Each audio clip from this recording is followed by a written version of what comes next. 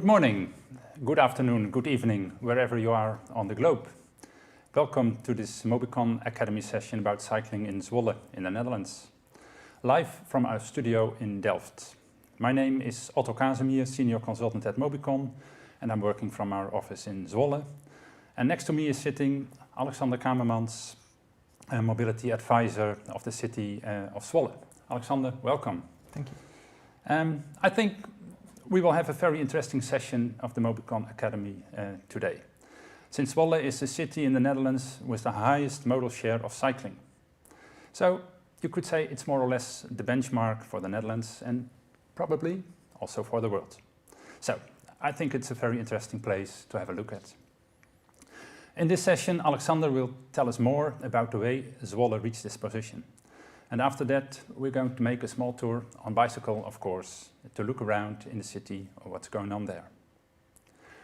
For our audience, if you have questions, remarks, please put them in the chat and we'll try to react during the session. So feel free to give your comments and questions. Alexander, you're working for the municipality of Zwolle, for the city of Zwolle. Can you tell a little bit about your background and the role you have in the city? Yes, of course. I'm Alexander Kamermans. I'm an urban planner by trade, and at the Council of Zwolle, I'm sort of a cycling, what do you call it? I connect all sort of projects that have to do with cycling. So okay. So you're also a kind of coordinator of cycling? Yes, I try to coordinate it. And can you tell how many people are involved in cycling in the municipality? In the municipality, there's about 5 or 6. 5 or 6, okay. So there's a really good staff that's working on cycling. There is, and more every day, okay. every year. Oh, that's a good development. Okay, well, I think we can start with a short presentation. This presentation is about Zwolle. So you can have an impression what Zwolle is about, what kind of city it is. And Alexander will give an explanation on the sheets that we will show. So I think it will be on the screen. There it is. Creating a world cycling city. Alexander, I give you the floor. You give me the floor. Thank you very much. Can we have the next sheet, please? Well, Zwolle is a city where we've been working towards sustainable cycling since the 1970s, and we try to improve every year. So if we can have the next sheet. It's a mid-sized city in Europe. We've got about 128,000 inhabitants, and it's an attractive location in the north of the Netherlands because due to the road and the rail connections. And just to put emphasis on the location, on the left you can see the rail network and where Zwolle is in relation to the rest of the cities in the Netherlands, and on the right the road network. So we're basically on the crossroads between the middle and the south and the north of the Netherlands. Okay, so everyone that travels from northeast to the rest of the Netherlands and vice versa comes through Zwolle? Yes, most of them do, yes. Okay, so that's a very good location for a city like Zwolle. It is, yes. And on cycling, we try to make separated networks. So we try to divide the cars and the cyclists and the pedestrians. And we, during the last 50 odd years, within the development of the city, we've also tried to make cycling the quickest way around town. So on the right, you can see that traveling by bike from the south of the city, it's quicker than traveling by car. So the cyclists have a more direct route and the cars make a detour to get to the city centre. Yes, true. And they pass underneath the railway station and underneath a major road. So we've made use of tunnels to get quick access into town. Okay, and we see one of these tunnels on the left picture. Yes. How do you deal with social safety? Do you know something about that? Because I know in many cases that tunnels are not, people don't like tunnels very much because sometimes they're dark and they're considered to be dangerous. Mm-hmm. How is that in Zwolle? Because you have very many tunnels, I think. We have a lot of tunnels, and it is an issue to have social safety in the tunnels, and we try to help that by using adequate lighting, but also to use art and other installations to make a tunnel a more pleasant and safer place. Okay, and as you can see here, the road is a little bit higher than the normal surface, and the cyclists go under it, so you can look through, I think. That's not always the case, but in Zwolle, in many cases, you can look through. I think that's also an important part of your tunnel system. Sure, you can always see the end of the tunnel. There's not a dark spot or an unsafe spot. Yeah. I think for the audience, it's very interesting, these tunnels in Zwolle, because when you're not used to that, and when you're standing in the middle of the city, and you want to go outside, it's almost without any intersection or what kind of obstacle you come across, so you can go very directly, very smoothly through the town and through the surroundings. So these tunnels are very important part of the network, I think. And the directness, of course, as shown on the picture on the right hand. To add on to that, if you go from one of the newer parts of town into the center, I think there's only one traffic light you encounter from Stadshagen to the center of town. We try to minimize the amount of traffic lights as well. And then you're talking about part of the city with 25,000-30,000 inhabitants. Yes. And it's situated 2 to 4 kilometers from the center. So just one traffic light. One major traffic light to get into town. For the rest, you can go the way you want without any stop. Yes. So that's unique, I think, in the world. Maybe in the Netherlands it is. Shall we go to the next one? Yes. This is a sheet or a graph to show the amount of cycling we have in Zwolle. A lot of people know the major cities of Utrecht, Amsterdam, The Hague and Rotterdam. But compared to those cities, you see that the smaller towns around, more to the edge of the Randstad, have a higher usage of cyclists. And for Zwolle, it's always a bit of a race between Zwolle and Leiden to see who's got the most cyclists. Yeah, it's a very interesting competition because everyone wants to be the best cycling city in the Netherlands, of course. I must say that what is also remarkable is that both competitors, Leiden and Groningen, they are really student towns. So they have a lot of young people living there and they take their bicycles more than average people. And Zwolle is not that specific a student town, but even though they rank highest, yes, I still think it's amazing. And I think it's got to do with the fact that since the 1970s, we try to actively persuade our inhabitants to use the bicycles and to get them to stay out of the cars. Do you have an idea why Zwolle was so much ahead in the 70s? I think it's the mentality of the town, the people, and we try to do it a bit different and try to innovate in certain things. And maybe we were a bit ahead of our time, see that the bike is the way of the future and cars are more of a congestion than an easy way to get around or through town. Yeah, it's very interesting because I think in the 70s thoughts just started to be like that, and Zwolle was probably then one of the first cities. I myself lived during that period in the city of Groningen. There was a real fight also for traffic issues. But Zwolle did it very well, I think almost without fights. I don't know of any of the fights in that period. No, not really. No. We just embraced it. And as you can see on the next sheet, but it's due to our consistent policy. It is a long-term part of our planning systems, and we try to plan around cyclists.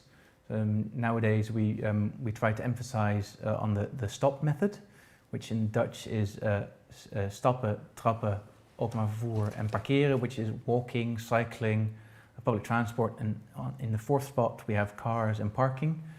We try to emphasize more on active mobility. Yeah, and Zwolle started in the 70s. We're now in 1921, so 50 years later, almost 50 years later. Does that mean that it takes you 50 years to become a real cycling city, or could other cities do this faster? You could do it faster, but we've noticed that because we started in the 70s, so it is part of our way of thinking in our city and in our urban landscape. Yeah. But it is a mentality shift. You need to start. Yeah. And just if you start, it'll come or it'll happen. Okay. So you don't need 50 years. You don't need 50 years. You need the right mentality. That's the most important thing. I'd say you just need to start. Okay. Okay. And this report is of the 70s. Yes, probably? that's one of the earlier transport plans Okay. we had, and that's where I believe that's where it started. But that was before my time. I think. Yeah. Okay, that's clear. Mhm. Shall we go on to the next one? Yes. The fact that we've been consistently designing around cyclists and walkability of the city, that also means that we've been trying to innovate. And one of the things which is was really unique is our cycling roundabout. It's the first bicycle roundabout ever to be designed. And it used to be a big intersection, or a difficult intersection where cars would have right of way. But we thought, how can we change that, and how can we make sure that the cyclists have a quicker way to get around? And we'll pass that on the cycling tour. Yeah, we will be there later during this session when we cycle at this spot of the cycling roundabout, bicycle roundabout. I remember this spot before it was this roundabout, and it was really difficult for cyclists to cross. So I think it's a very good and a very safe solution. But we will see it later on. And what do we see here? There you see a sensor that detects rain, and when it starts to rain, cyclists get a quicker right of way through the traffic lights.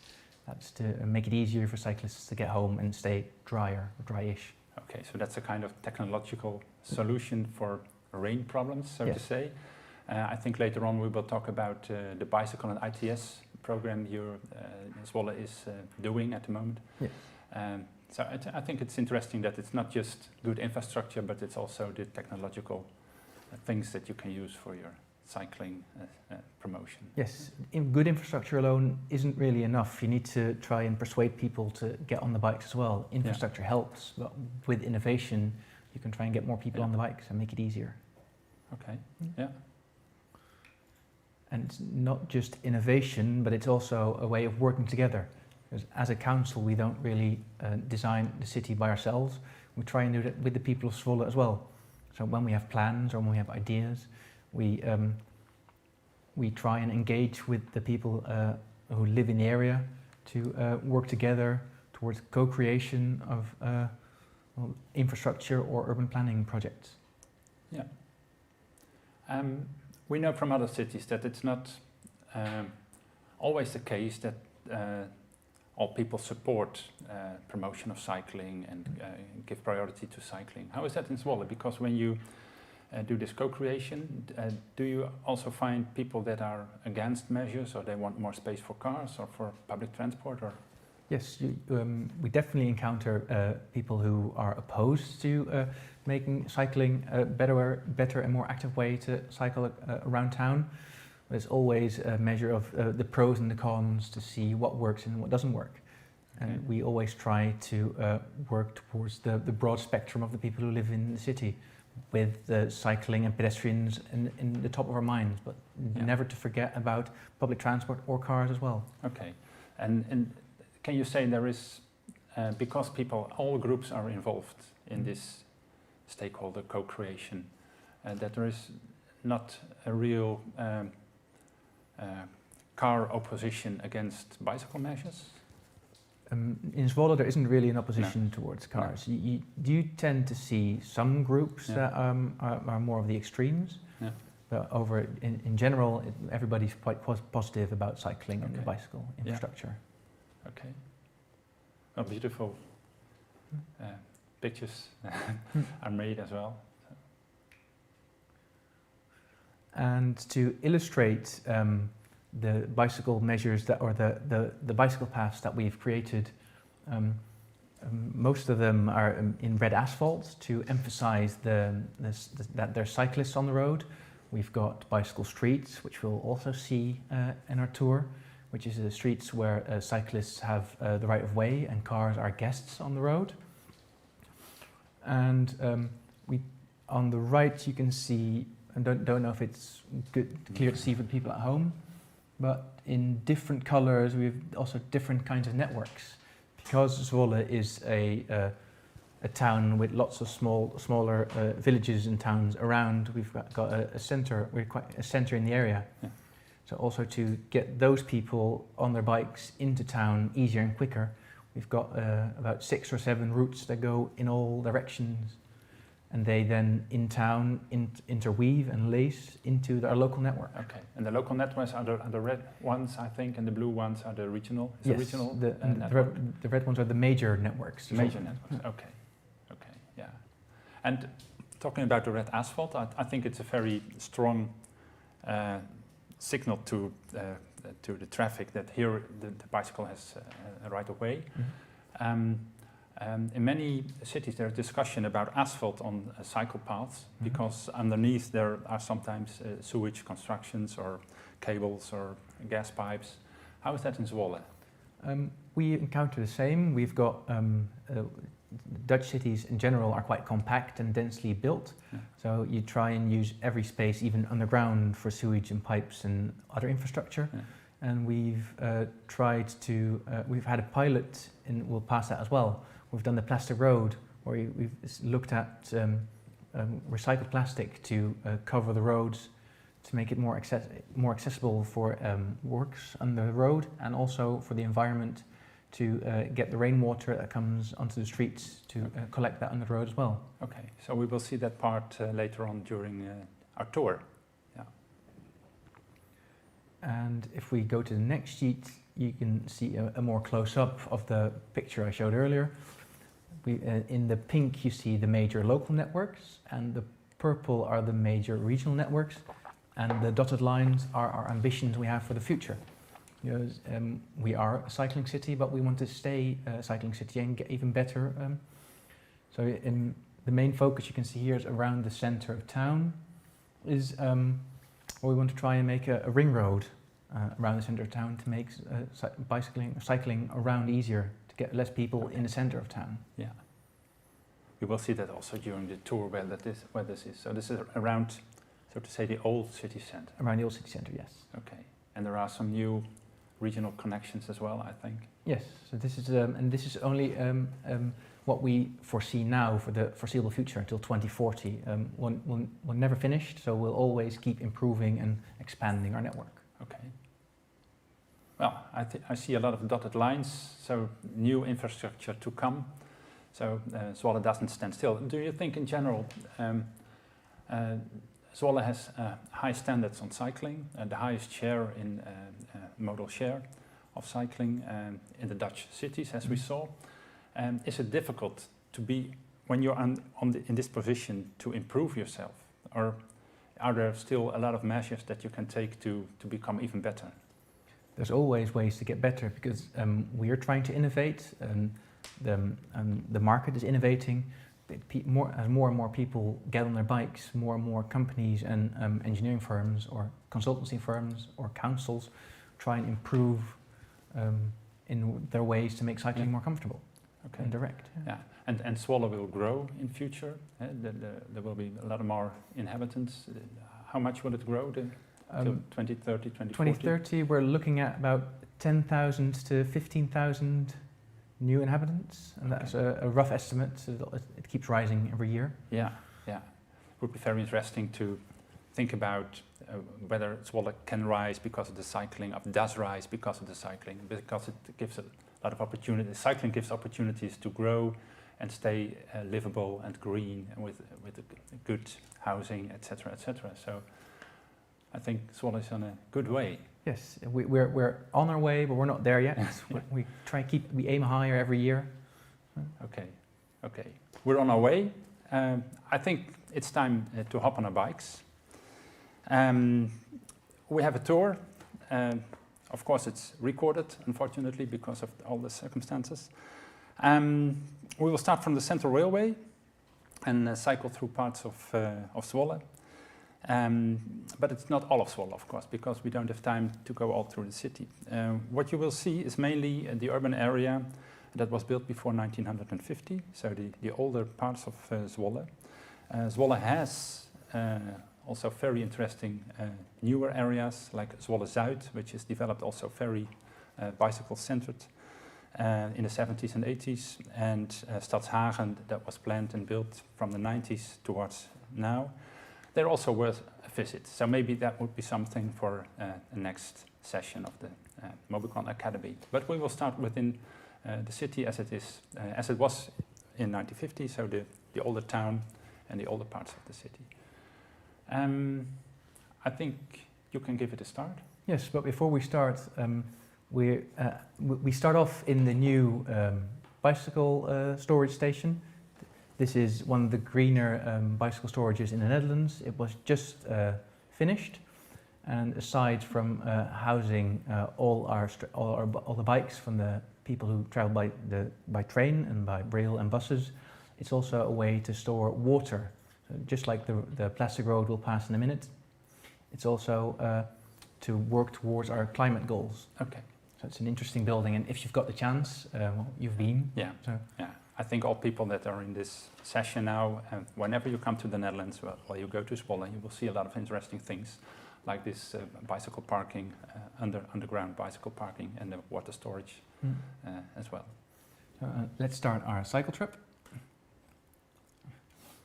So, once you get out of the bicycle parking, we go straight on to a.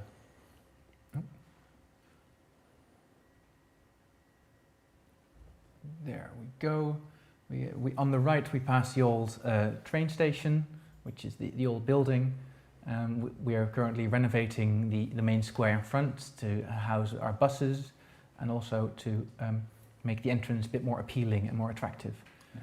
And this road used to be a continuous road alongside of the railway station, but in our current remodeling we've made a cut, so you can't really travel from either side anymore by car, by bus, only by bike.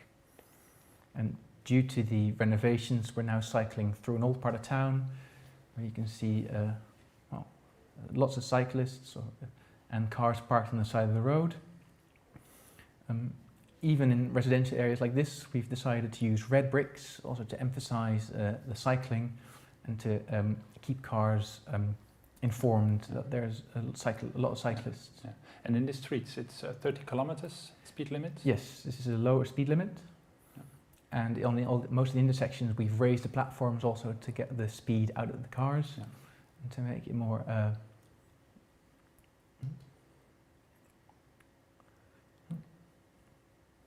It's a nice cloudy day. Here you can see the asphalt, the bricks change a little bit of color. And that on the intersections they're red. That's also due to the time where they were laid, but it also brings a mix in color for people to keep their attention. Yeah. So you see this on every crossing. Yes. Yeah. And a typical Dutch way of going around town. You've got the cars parked right in front of your house, and the small sidewalks and the the sidewalks might be an issue in future when we want to stimulate walking as well. Walking and accessibility. Accessibility, yeah. And now we get to an interesting part. In the beginning of the presentation, I talked about the direct routes from Zwolle Zuid into the center of town.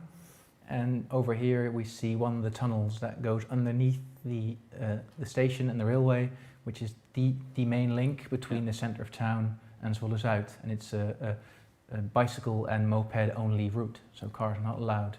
Yeah, and it's a very busy one. Do you have an idea of the number of bicycles that pass by every day? Well within the thousands. Probably about 10,000 a day. I think so, yes. Before the pandemic, of course. Yeah. And maybe it's interesting to add that it's also it's one tube for the cyclist, but also a tube for the public transportation. Yes, there's two different parts of the tunnel. Yeah.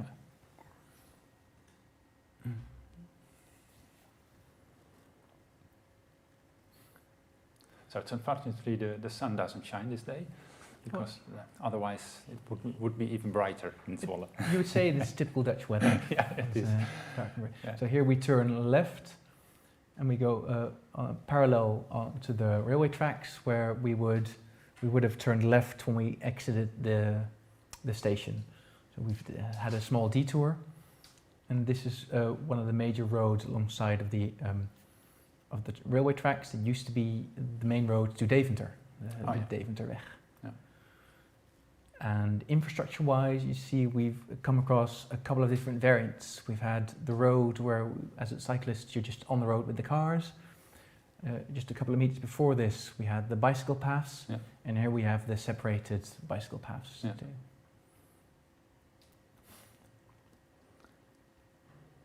So now we will have quite a long part along this street. Can you tell us something more about this bicycle and ITS project that the municipality is involved in? Yes, the bicycle and ITS project we're doing is a European project where we are trying to test innovative and data-driven pilots to give us more information about cyclists, and that is either the way they cycle or the quality of the roads or bike sharing. So just different ways to keep innovating and on top of our World Cycling City ethos. I see we have a question. And do car drivers often exceed the 30 kilometers an hour limit in residential streets? Can you say something about that? I can, yes. In general, people adhere to the speed limits, but of course we can't enforce the maximum of 30. So we always have cars that exceed the limit, but it's just a minority. It's never a lot of cars. Yeah. I must say, it's in general in the Netherlands, it's an issue that most people don't exceed the speed limit in residential areas where it's 30 kilometers an hour. But in some cases, just one or two drivers they do, and it can be a problem. I think it's the same in Zwolle, like it's everywhere in the Netherlands. It's the same in Zwolle, and as an example, on the road we just saw, you won't really see cars exceeding that speed limit a lot. No. But there's also a couple of grey roads we have in Zwolle, which are roads that were designed for 50 kilometers an hour, but due to the lowering of the speed limits, they just changed the speed limits to 30, but we haven't really changed the infrastructure a lot. We did minor tweaks, but they didn't turn out to be good enough. No. So we're working towards improving our infrastructure as well for cars. Yeah, so to avoid exceeding speed limit, infrastructure is still an important tool. And then after that, maybe enforcement, where there still problems are. Yes, we start by infrastructure, and then we go in towards enforcement, or by nudging. We try and nudge people into changing their habits. Okay. It's also a big part. Yeah. So now we're coming to a special place. I think it's right here. Here it is. This is the plastic road, which is a road that we, together with an engineering firm, designed and built in 2018, where the engineering firm came up with an idea how to make it easier for them to build roads, but also to make it more environmentally friendly. There is, in this stretch of 30 meters, I think about 1,000 kilos of recycled plastic, and that's about 200,000 small plastic glasses you get at festivals in Europe, at least. Yeah. And another benefit of this way, or this idea, is that there's a cavity underneath the road where we catch all the excess water from the rain. But it's also an easy way to put our pipes and our underground infrastructure in. Okay, and this is already here for, I think, 2 or 3 years? 2 or 3 years, yes. Are there any plans to continue with this way of building bicycle paths? None as of yet, but we're still looking at the idea. They are experimenting or implementing this in other cities in Holland. So the more this catches on, the better it is, and we'll probably also try and implement it in other areas, yes. Okay, and it's just as convenient as normal asphalt, or it looks like there are a little bit... You can see a couple of lines where the blocks end, but on your bike you don't really notice it. Okay. It's not as bad as some of the roads you have where there's potholes. No, okay.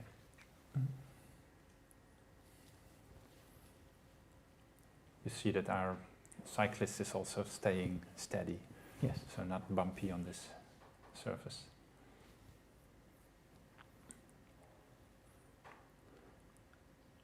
We were talking about this bicycle and ITS project. You do this together with other cities in Europe? Yes, it's a European project with, to name a few, Aalborg in Denmark, I think East Riding in the UK, which is the city of Hull, and Antwerp and Bruges, if I'm correct. And there's a couple of companies from Germany, and we work together with the university in Germany and the university in Belgium for the evaluation and the data collection and reports. Okay. So you have really international cooperation and research and knowledge sharing, etc., to improve yourself and the other cities as well. Yes, it's a way for us to get more data, but also to see how we as partner cities can help each other. Okay. So where are we now? This is... This is the part, I think, of Zwolle called Assedorp, yeah. which is one of the older parts around of the city centre, and it's mostly residential with old worker housing. So they're small houses, compact, built together. Yeah. You can see that there's cars parked on either side, but also bicycles parked on the sidewalk. Yes. So they probably don't have bicycle sheds behind them. No, these houses are quite compact and don't really have large gardens or back entrances to get your bikes in. Yeah. I see we have another question. Let's have a look at that one.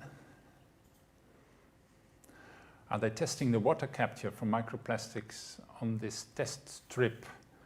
And water capture from microplastics? I don't think so. No, not that I'm aware of. This is more of a way to see if the recycled plastic can be put to use in a cycle path. Yeah. And to store just rainwater. To store rainwater, yes. So at the moment, there's nothing to do with the microplastics. No. Okay. But that is something to look into in the future. Yeah.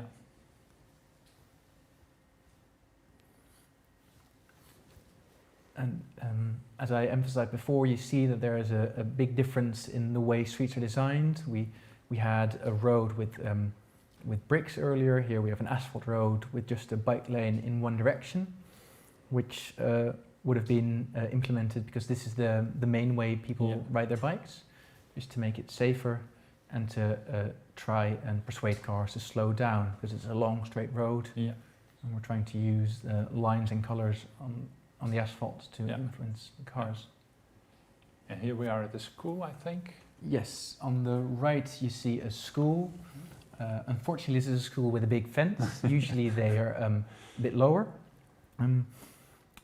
We see a trend, or it's starting to emerge, that the road safety around schools is more and more of an issue.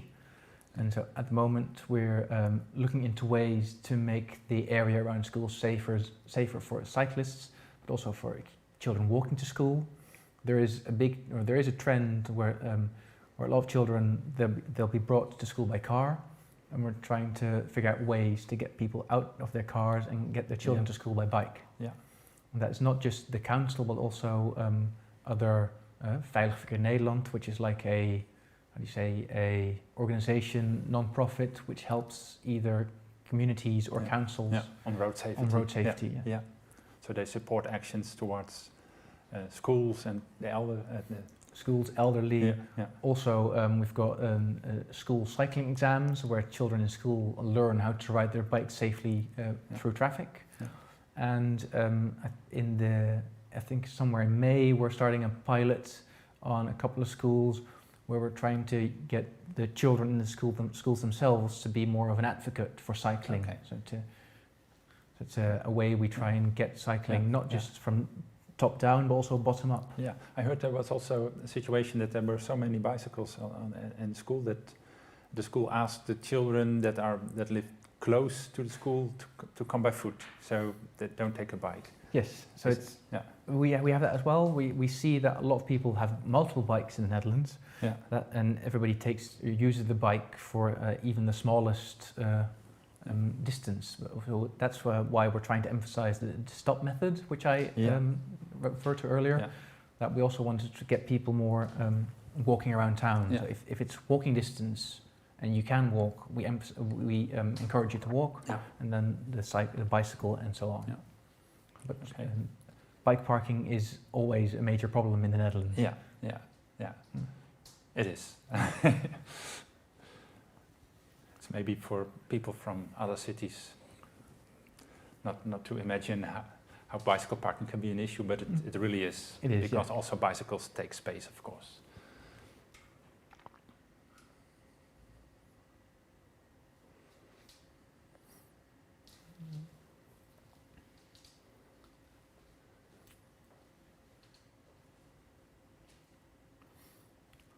You can really see the effect the pandemic has on traveling through town as well, because this video was shot usually quite a busy time of day. During rush hour. During rush hour, yes. And now it's still quiet and not many cars, not many cyclists. No. And most shops are closed. Some of them are open. And you would say that less cars and less people around would be safer and make it easier for cyclists to travel around. But even when it's not as busy, you see that we need the infrastructure we've developed is still necessary. That it's not just busy intersections that need to be well designed, but also these quiet roads. Yeah. And maybe when it's more quiet, it's even maybe more an issue to reduce speed, etc. Yes. Because safety by numbers doesn't count when there are less people on bicycle. And here we're coming up to an interesting crossing. See if we can get a little bit further and get a better view. Yes, before we turn the corner. This is a busy location on the edge of town near the province hall of Overijssel. And this is a street where lots of cyclists cross into the street on the left where you see the two cyclists. Yeah. But also the ongoing traffic that goes straight ahead here, and you've got basically cyclists and traffic coming from all four directions. Yeah. And I believe that we have in the past done a analysis on the conflict studies, which you've done here. Yeah. To see how many near accidents or how unsafe the crossing is. Yeah. And that has given us insights in how to redesign this intersection. And it's not as easy as just changing the lines on the road or adding more red asphalt. We're looking into more drastic measures, maybe even looking into a roundabout or some bigger infrastructure development. Yeah. So the situation as it is now it's not good enough. Also, our analysis showed that there were many nearby accidents. Mm-hmm. So there will be a complete reconstruction, probably of this intersection, but you don't know how it will be, right? We don't know yet. We are in the middle of a study on the different kinds of things we can do. Yeah. Mm-hmm. What we saw at the analysis, I remember that when you see the cars coming from the opposite and they turn to the left and they're not aware of cyclists that come straight from our direction and go straight here. That was, I think, the main issue. Another thing, if I can go back just a little bit, which is interesting as a perspective, we'll pass through a couple of cycle streets later on.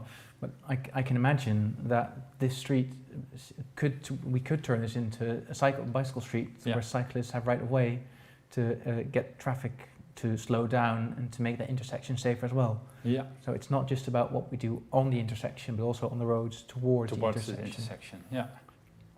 Because otherwise it would just be transferring the problem to a different area. Yeah, that's right. So here we're riding towards the Province Hall. That's a big building at the end of the street. It has stopped. It should go on now, but... Or do we have a question? Oh yeah. I saw some schools in Utrecht use alternating red-yellow bollards to signal a school zone. Is that common in other parts of the Netherlands? School zones are regular, diverse. We have school zones as well. Yeah. We don't really use the red and yellow bollards, but we have lines on the road, so on the streets. You can see a school zone. But no, we haven't got the red and yellow bollards, but they are used widely around the Netherlands. Yes. Yeah.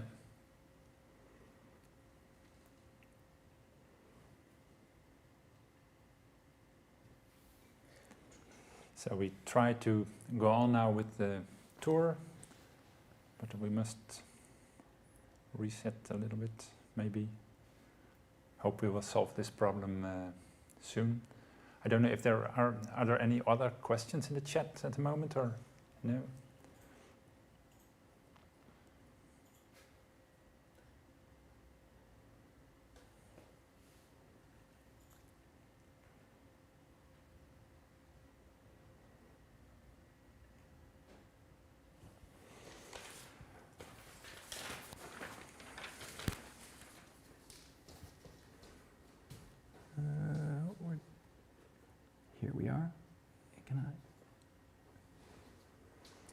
let's see if it works. We will try to get it work. And here we are again. So We're back. we're back on the street. We're riding towards the province hall, but you see that at the end of this street. And here we're coming across an interesting part of cycling infrastructure in Holland. I'll just pass it on a little bit further. Here you see on the left the road that goes straight ahead with the bicycle path for straight on as well. And to the right of that you see the cars turning right with, to the right of that, the cyclists as well. So this is a situation where the cyclists could be in between traffic. Yeah. And do you think that's ideal, or is it something to reconsider? It is something to reconsider, but at the time, I think it was the best solution for this part of Zwolle. But in hindsight, we'll try, or we're trying to see if we can make a better road design. Yeah, yeah. I think that skilled cyclists, they can handle this situation, but especially elderly, but also children, maybe consider it as dangerous.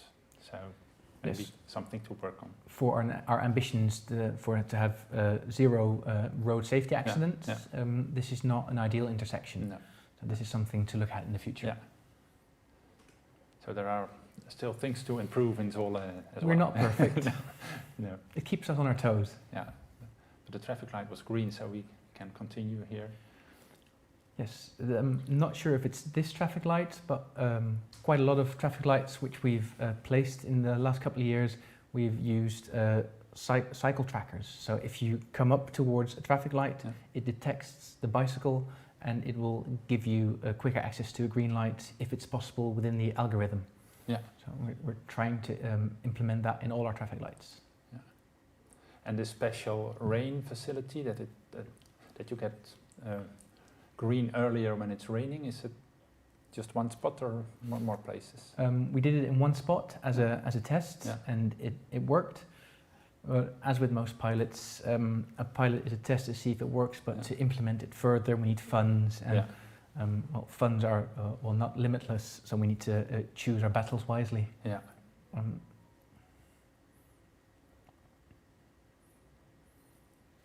And you see on this road that the little red car passed the cyclists quite fast. This is a road, it's straight, it's quite long, so we can see that the cyclists and the cars do get quite close together. Yeah. And it's also a road where there's buses, quite a lot of buses and as well. Here it's a 50 kilometer speed limit, I think. This is a 50 kilometer speed limit, yes. So ideally you would have a separated cycling. In a perfect world, we want a separated cycle path, but within the width of the road design and the pavements and the houses, this is the most, well, at the time of design and realization, this was the best option we had. Yeah. Seeing as this is quite a long road, I'll see if I can move it along a little bit. Oh, a bit too far.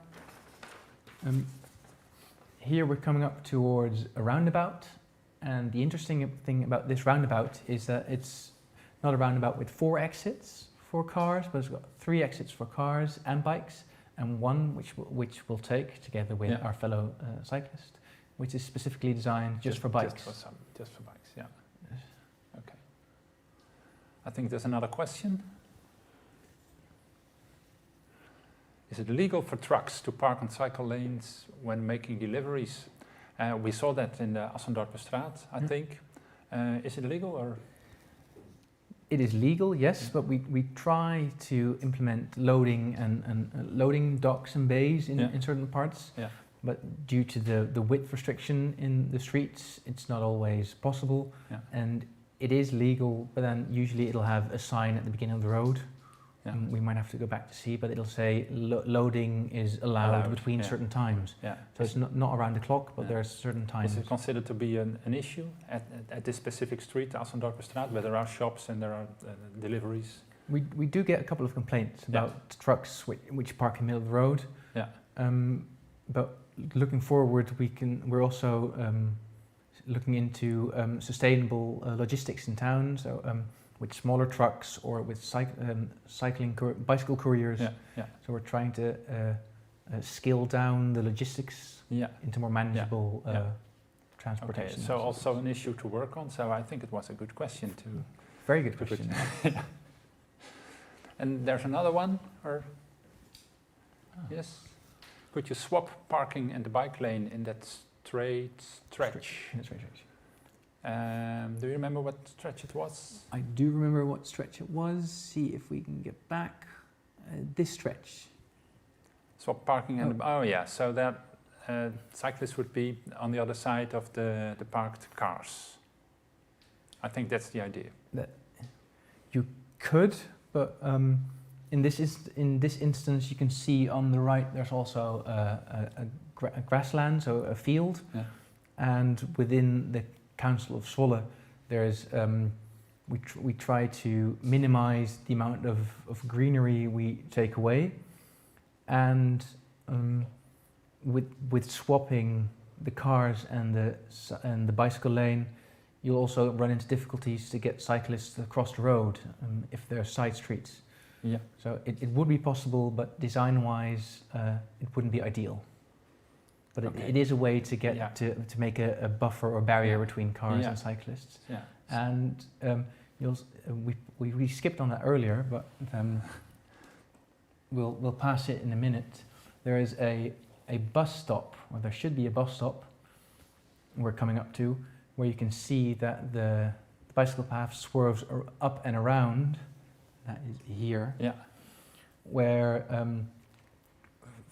also due to road safety, if the bus would stop, it's got a big blind spot, and departing buses, they have the right of way, but cyclists don't always give the right of way, and there can be conflicts. Yeah. And by implementing a bus stop like this or designing it like this, the cyclists are off the road and they're divided. Okay. Another little innovation, or not innovation, a little way to make it safer and easier to cycle around. Yeah. And here we just exited the roundabout and we're back en route with our fellow cyclists. Yeah, and another school here. Yes, with and turning on up just in front of us, we're coming towards the first bicycle street we've ever made in Zwolle. Yeah. Was it also the first one in the Netherlands, or? It could well be. Yeah. We were. There's always a couple of municipalities who are looking into or trying to claim that we've got the first. I don't want to claim it here on this webinar, but we were quite early. But that was the first one in Zwolle, then. Yes. Yeah. And just to look closer into the profile, it's quite a wide street. It's designed in two ways, where in the middle of the road we've got the red asphalt, and on either side it's a ribbled marking where you'd notice that cars, if they swerve off a little bit, they'd feel the shocks, so they know that they're swerving off. So it's an extra bit of safety for cyclists, but cyclists have right of way here. Yeah. People that live here, do they like to live on a bicycle street? They do, yes, because it does reduce the amount of cars that drive over it, so it heightens the livability of the street. Yeah. It's easier, it's quieter, less noise pollution. Okay. And right in front of us, you see we're cycling towards the bicycle roundabout, which we'll pass, I think, twice. You can see here that cars paying attention. It stops because it knows that it has to give right of way. We'll swerve around once. You see the truck coming. It stops in front of the zebra crossing. This used to be quite a busy crossing where cars would drive quite fast, and in busy peak hours or rush hours, cyclists would have to wait, and cars would also be blocked up. Yeah. It was not a pleasant place to cross. I remember from before the roundabout was there. And where we just passed or cycled over the first cycle street, this is a newer, a more recent development, where you can see that the profile is designed on a one-way street. Yeah. Technically, it's still a two-way road, but in practice or in reality, most cars only come from one direction, so we've decided to narrow the road to make it more livable and easier for cyclists to travel around. So we're slowly working our way into the old part of town. These are the first parts that Zwolle built after it started to grow. Yeah. And in the road design, you'll see in the next couple of corners that red asphalt is the red color of the asphalt is the main color we use. Yeah. Here on the bridge as well, and that is to just enhance the cycle paths and to give cars the notification that they need to look out for cyclists. Yeah.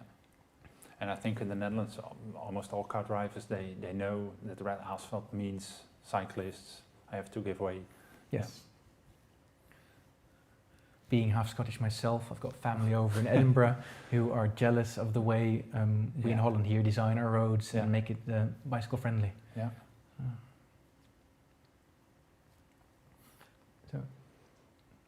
So are we entering here the old town already? Oh no, not yet. The next bridge. Next bridge. This is on the right. You can see the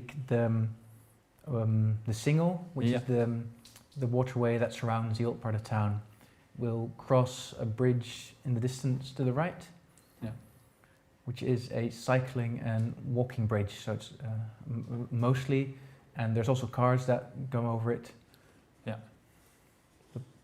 It's mainly used by cyclists and pedestrians. And when we take this bridge, we enter the old town. Yes. So to say, the town as it was before 1880. The familiar settlement town where you can see the old fortress. Yeah. And you can see that that we come into the old town in a red asphalt zone, but it'll change into cobbled streets later on. Yeah. But it's just a way to differentiate in road designs. And here it's grey because of the buses, I think. Yes. Yeah. If I'm correct, we'll turn right. I think so, yes. And we have another question in the chat. So let's have a look. How did you justify removing vehicle access to the sides of the bicycle roundabout? I assume it was a four-way intersection, but now drivers can only access 2 streets from it. They can still access from the sides, but it's a cycle road, so it's narrow. Yeah. But it's not a main road, so people won't really access.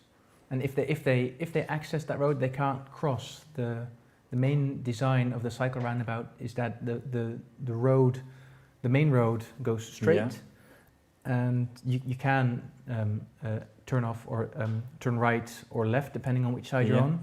It just doesn't. It means you can't cross over on those cycle roads. Okay.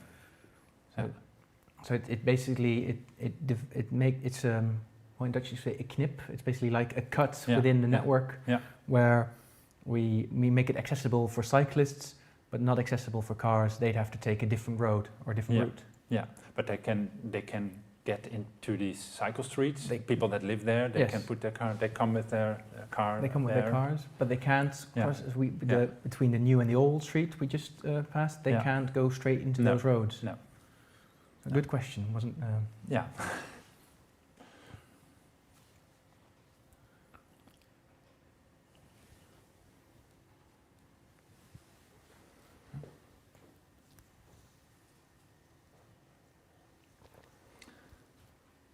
We're making our way onto a different road surface. You see, we've come from asphalt and we're onto bricks. This is the beginning of the center of town where we've implemented a shared space. So where we combine cyclists, cars, and pedestrians on the same road surface, where we've differentiated with brick color instead of heights of curbs. And on the left, you will see a bicycle garage. Here, you can see the bicycle emblems. This is one of the bigger areas in Zwolle where people can store their bikes, but also the people who are less mobile, they can use their Zimmer frames, which is the frames they can rent. And we're trying to implement more of these around town, around the old town, and connecting them with a ring road, figuratively, because it's not really ring shape, but to get direct access from bicycle garage to bicycle garage, to get people off their bikes and on foot into the old center of town. Okay. And there are still bicycles on the street as well? Yes, there's still bicycles on the street. What do you do with those bicycles? Will it be allowed also in future to park your bicycle just in front of the store and do a short stop, or? No, we're trying to ban that, but it's very difficult to get everybody to adhere to these rules. You'll always have cyclists who will put their bicycles somewhere or where it's not allowed. We're working towards actually removing bikes from these places, and instead of bringing them to a location far out of town, maybe bringing them to one of these bicycle garages where people can pick them up. Okay. And another thing is, because the Dutch people, we ride our bikes a lot, even if we're not that good by foot, we tend to ride our bike. So to have people who can't really walk that far still have them use their bicycles, we've developed a bicycle sticker, which they can get, where they are allowed to store their bike closer to the shops. That's just to make sure that everybody is able to get into town. So that's a kind of special license for people who are not able to walk long distances, that can put their bicycles close to the store. Yes, and a license is a big word, but it's just, we started off with a sticker. It's just like a special sticker they can stick on their bikes, and then people will know that they need their bike to get around. Yeah, okay.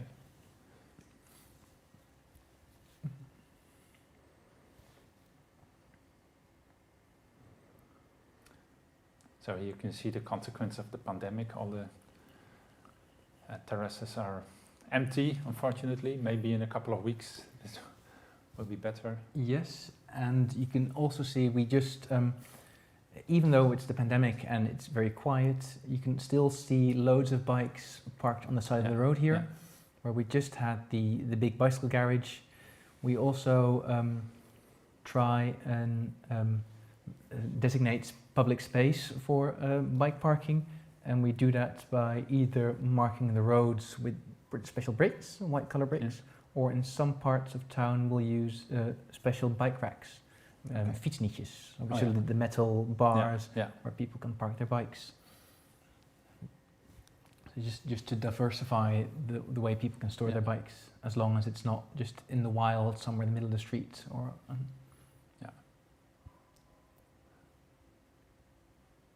I think here we see these liedjes.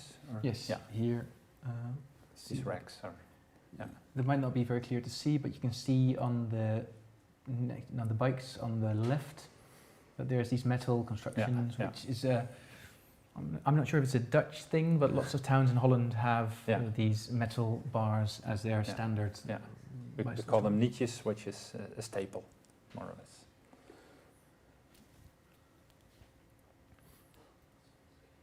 And now from these small winding roads, we'll turn, if I'm correct, we'll turn onto the Melkmarkt, which is one of the bigger public spaces in the center of town, where you can see that cars, pedestrians and cyclists use the same road. So, and so far, we don't. It's pretty safe. We don't have an increased amount of accidents or collisions between cars and cyclists. I think cars in this kind of public space, they always drive very slowly because there are so many pedestrians and cyclists around it. Then I think they know that there are guests in the centre of town, which is also a mindset that had to be changed in the beginning. Because if I'm correct, in the past, this used to be full of cars as well. This used to be parking areas where people just park their cars. And on a normal day, without the pandemic, this would be brimming with people. There'd be lots of people walking around. And due to the shared space design, we're coming onto a bridge, which we've continued this shared space design to make it easier or make the transition from the bicycle path, which we'll come up to in a minute, and the shared space area, to make that a more fluid transition. Because as a cyclist, you'd come across more and more people, you'd automatically, or we hope you adapt to the pedestrians as well here. Yeah. So you can see it's starting to get narrow. We've got the curves with the grass. Yeah. So we're out of the shared space.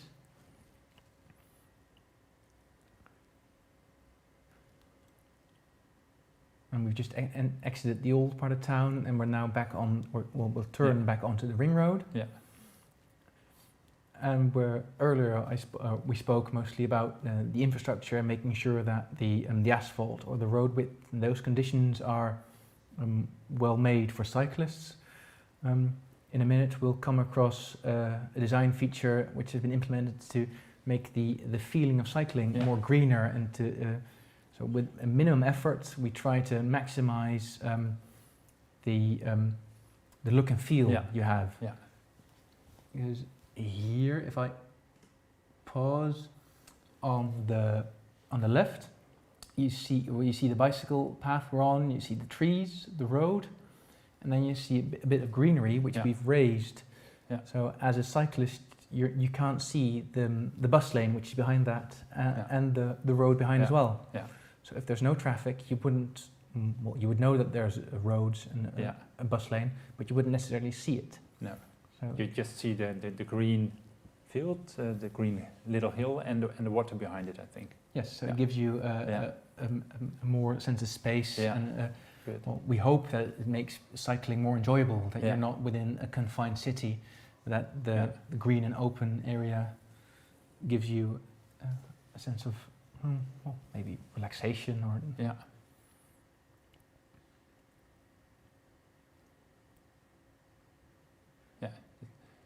it's kind of amazing that there suddenly a bus appears in the green field. So a bus floating by, and it's quite a simple solution, which well, it's weird that we haven't come across that earlier. It's the small things that have big impact. Yeah.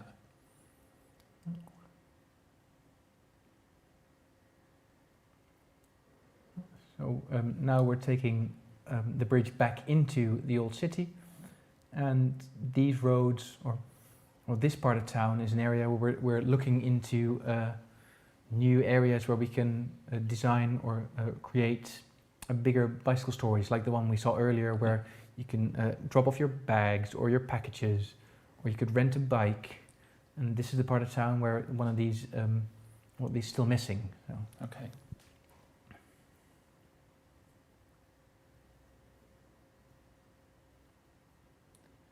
It used to be a big bus stop, I remember, from the past. I think in the last year or two, we've got new bus concessions, so they also change a couple of bus stops where necessary. Yeah. So every couple of years.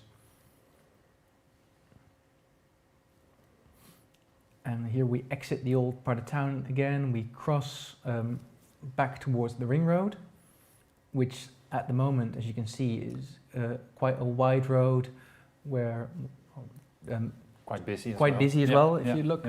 And we are looking into redesigning this road and to make it more bicycle friendly, because you can see, I think it's a yellow car drive by quite fast. Yeah. It's still within the legal limits, but that close to cyclists. This is not ideal. It's not ideal. No. So you'd want to maybe looking into the future, maybe make a bicycle road out of it, where bicycles have the right of way. But in order to do that, we need to try and reduce the amount of cars. So it's a game. Well, it's basically you need to tweak one part of your policies to get results in the other parts. Yeah.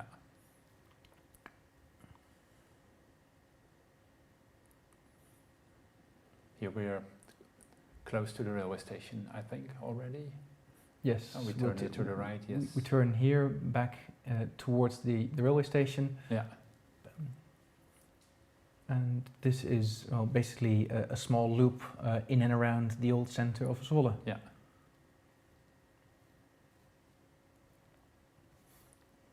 And it just gives you a glimpse into the many things we've done and are doing. And there's always more. As you said, Zwolle Zuid is an interesting part as well to Yeah. have a look. Yeah. But for this webinar, we didn't have enough time. No. So maybe we can do that on the next session. But there is still another question. Does the shared surface work well for blind people? That's a good question, I think. Do you have any experience with that? I have not personally, but I know that we've got employees within the council who are city, who work with the ergonomy Yeah. of the city. Yeah. We've had periods where we've designed special bricks in the road Yeah. for people who are blind or have Yeah. got for walking sticks or Yeah. aids. Yeah. But the shared space, I believe that there is a difference with the bricks where they could notice, but it's not my expertise, so I haven't really got a definitive answer. No, so it's a question. Maybe we can come back on that in another session, because shared space and people with impairments, it's always a kind of issue, I think. I don't know, but in Zwolle, we're not aware of it, this special thing. I think we're almost done. Maybe we can go back to the railway station, because Yes. this is the same street as where we started, I think. Yes, we're on the home stretch. Yeah. And this side of the railway station is undergoing transformation. The bicycle parking where we just left is brand new, opened I think earlier this year by one of the aldermen, and I think one of the secretary or the minister of infrastructure, she came to visit. So it was quite of a scaled down event, but it did. And this will be a beautiful square in future, I think, where it used to be a through road. Yes, it was a busy through road, but yeah. we've made sure that cars are limited through it and cyclists have right now of we way. will bring back our OV fiets, Yes, and then it's finished. this is the end Okay, thank you very of much. the tour at least. Yeah, the end of the tour. I don't know if there are any more questions. If not, I would like to thank you very much, Alexander, for this very interesting story. I would like to thank you, all the audience, for joining us during this webinar about Zwolle as a cycling city. Whenever you maybe are in the Netherlands, please come to Zwolle. You're welcome also at our office in Zwolle to have a cup of coffee and to look around. And as we said before, there are more interesting things in Zwolle to see than we can put in one webinar of 1 hour. Our next webinar will be the 5th of May. It will be about the elements of successful placemaking. So stay tuned, and I hope to see you next time again. Thank you.